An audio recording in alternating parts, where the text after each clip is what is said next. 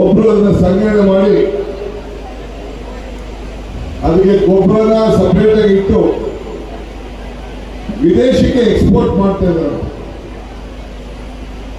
ಅದನ್ನ ನಾನು ಸಾಯಂಕಾಲ ಹೇಳ್ತೀನಿ ಅಂತ ಮಾತಾಡ್ತಾ ಇದ್ದೀನಿ.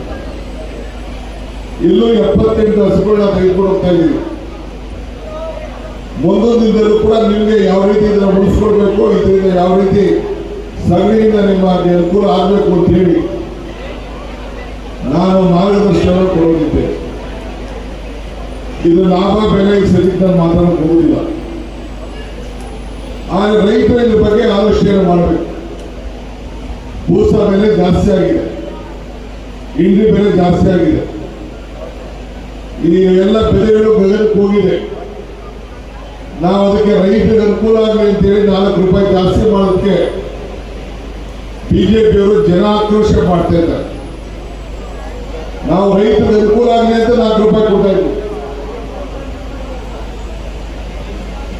ಈಗ ನಮ್ಮ ಲೋಕೇಶ್ ಕೇಶವ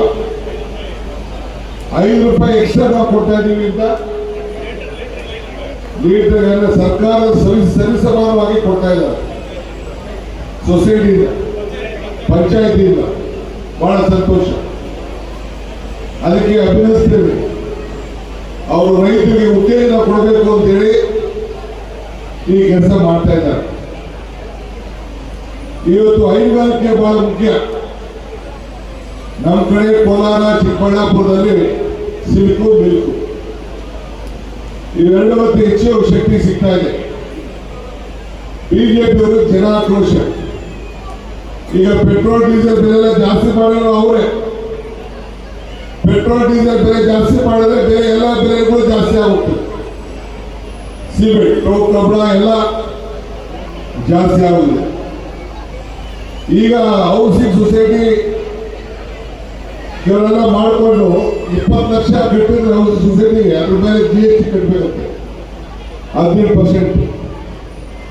ಬಡವರು ಮನೆ ಕಟ್ಟೋದಕ್ಕೂ GST ಕಟ್ಟಬೇಕಂತೆ. ಈ ರೀತಿ ಜನರನ್ನ ಹಿಡಿತಾ ಇದ್ದಾರೆ, ಪಿಕ್ ಪಾಕೆಟ್ ಮಾಡ್ತಾ ಇದ್ದಾರೆ ಬಿಜೆಪಿ ಸರ್ಕಾರ. ಅದ್ರ ಬಗ್ಗೆ ನೀವು ಮನವರಿಕೆ ಮಾಡ್ಕೊಡ್ಬೇಕು. ಹಿಂದೆ ಮಾಂಗ ಎಲ್ಲ ಹೆಣ್ಮಕ್ಳು ಇದ್ದೀರಿ, ಈ ಮಾಂಗನೂ ತಗೊಳಕ್ ಆಗ್ತಾ ಇಲ್ಲ. 1 ಲಕ್ಷ ರೂಪಾಯಿ ಹೋಗಿದೆ 10 ಗ್ರಾಮ್.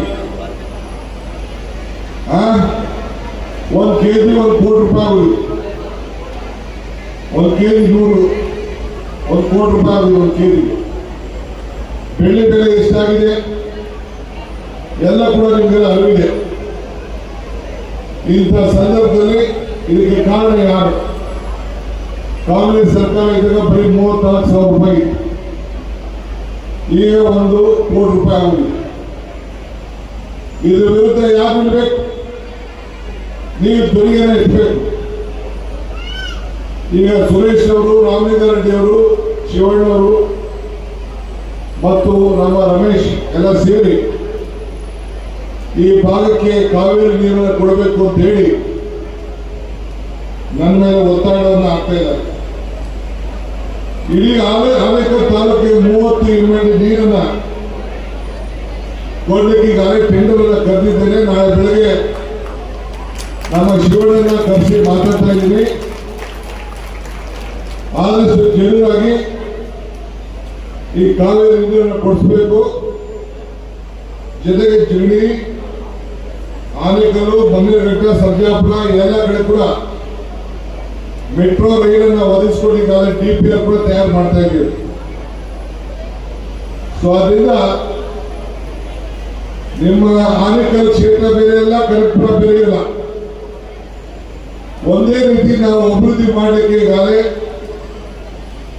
ಕಾರ್ಯಕ್ರಮಗಳನ್ನ ಸೌತು ಆನೇಕಲ್ ಎಲ್ಲ ಕಡೆ ನಮ್ಮ ಜನರು ಒಳ್ಳೆಯವರಿದ್ದೀರಿ, ವಿದ್ಯಾವಂತರಿದ್ದೀರಿ, ಬುದ್ಧಿವಂತಿದ್ದೀರಿ, ಪ್ರಜ್ಞಾವಂತಿದ್ದೀರಿ, ಶ್ರಮಪಟ್ಟು ದುಡಿತಾ ಇದ್ದೀರಿ. ಇವತ್ತು ಒಂದೇ ಗ್ರಾಮದಲ್ಲಿ ಇಷ್ಟು ದೊಡ್ಡ ಅಭಿವೃದ್ಧಿ ಕೆಲಸವನ್ನು ಮಾಡಿದ್ದೀರಿ. ಇಂಥ ಕೆಲಸಕ್ಕೆ ಸರ್ಕಾರ ಇವತ್ತು ಬಂದು, ನಾನು ರಾಮಲಿಂಗ ರೆಡ್ಡಿ ಅವರು ಬಂದು ನಿಮ್ಮ ಜೊತೆಯಲ್ಲಿ ಇದ್ದೇವೆ. ಕರ್ನಾಟಕ ಸರ್ಕಾರ ನಿಮ್ಮ ಸರ್ಕಾರ ಅಂತ ಹೇಳಲಿಕ್ಕೋಸ್ಕರ ನಾನು ಇಲ್ಲಿಗೆ ಬಂದಿದ್ದೇನೆ. ಗ್ಯಾರಂಟಿ ಯೋಜನೆಯಿಂದ ಅಭಿವೃದ್ಧಿ ಕೆಲಸ ಆಗ್ತಾ ಇಲ್ಲ ಅಂತ ಹೇಳ್ತಾ ಇದ್ದಾರೆ.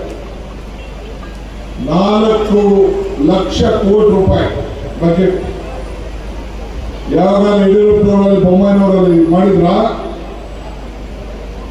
ಕಾಂಗ್ರೆಸ್ ಸರ್ಕಾರ, ಸಿದ್ದರಾಮಯ್ಯ ಸರ್ಕಾರ ಈ ಬಜೆಟ್ ಘೋಷಣೆ ಮಾಡಿದೆ.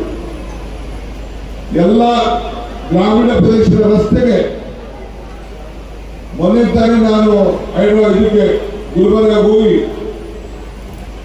ಸುಮಾರು 1,000 ಕೋಟಿ ರೂಪಾಯಿ ಆ ಭಾಗಕ್ಕೆ ಕಲ್ಯಾಣ ಕರ್ನಾಟಕದಲ್ಲಿ ಕಲ್ಯಾಣ ಪಥ ಅಂತೇಳಿ ಹೊಸ ರಸ್ತೆಗಳನ್ನ, ಹಳ್ಳಿ ರಸ್ತೆಗಳನ್ನ ಭೂಮಿ ಪೂಜೆ ಮಾಡಿ ಬಂದಿದ್ದೇನೆ. ನಿಮ್ಮ ಗ್ರಾಮ ಪಂಚಾಯತ್ ಕೂಡ ಒಳ್ಳೆ ಕೆಲಸವನ್ನ ತೀರ್ಮಾನವನ್ನ ತೆಗೆದುಕೊಂಡಿದ್ದೀವಿ. ಇವತ್ತೇನು ಸುಮಾರು 1,000 ಜನರಿಗೆ ಫಲಾನುಭವಿಗಳಿಗೆ ಇವತ್ತು ಸಹಾಯ ಮಾಡ್ತಾ ಇದ್ದಾರೆ. ಅವ್ರು ಯಾವ್ದಾದ್ರು ಒಂದು ರೋಡ್ಗಳಿಗೆ ತೆಗೆದುಕೊಂಡು ಕಾಂಟ್ರಾಕ್ಟ್ ಅನುಕೂಲ ಮಾಡಿಕೊಡಬಹುದಾಗಿತ್ತು. ಇವತ್ತು 5 ಕೋಟಿಗೂ ಹೆಚ್ಚು ನಿಮ್ಮ ವೈಯಕ್ತಿಕವಾಗಿ ನಿಮ್ಮ ಬದುಕಿಗೆ ಸಹಾಯ ಮಾಡಬೇಕು ಅಂತ ಹೇಳಿ ಇವತ್ತು ಅವರು ಇಂಥ ಒಂದು ದೊಡ್ಡ ತೀರ್ಮಾನವನ್ನು ನಮ್ಮ ಪಂಚಾಯತಿಗೆ ತೆಗೆದುಕೊಂಡಿದ್ದಾರೆ. ಬಿಜೆಪಿಯವರು ಭಾವನೆ ರಾಜಕಾರಣ ಮಾಡ್ತಾ ಇದ್ದಾರೆ. ನಮ್ಮ ಕಾಂಗ್ರೆಸ್ ಪಂಚಾಯತಿಯವರು ಬದುಕಿನ ಮೇಲೆ ರಾಜಕಾರಣ ಮಾಡ್ತಾ ಇದ್ದಾರೆ. ಇದೇ ನಮಗೂ ವಿರುದ್ಧ ವ್ಯತ್ಯಾಸ. ಈಗ ಹೆಣ್ಮಕ್ಳು ಗೃಹಲಕ್ಷ್ಮಿ ಬಂದಿದ್ದೀವಲ್ಲ, ಸುಮಾರು ನಿಮ್ಮ ತಾಲೂಕಿಗೆ ಸುಮಾರು 16 ಕೋಟಿ ರೂಪಾಯಿ ಬರ್ತಾ ಇದೆ. ಹೆಚ್ಚಿನ ವಿಡಿಯೋಗಳಿಗೆ ಪ್ರತಿಧ್ವನಿ ಯೂಟ್ಯೂಬ್ ಚಾನೆಲ್ ಸಬ್ಸ್ಕ್ರೈಬ್ ಮಾಡಿ, ಬೆಲ್ ಐಕಾನ್ ಕ್ಲಿಕ್ ಮಾಡಿ.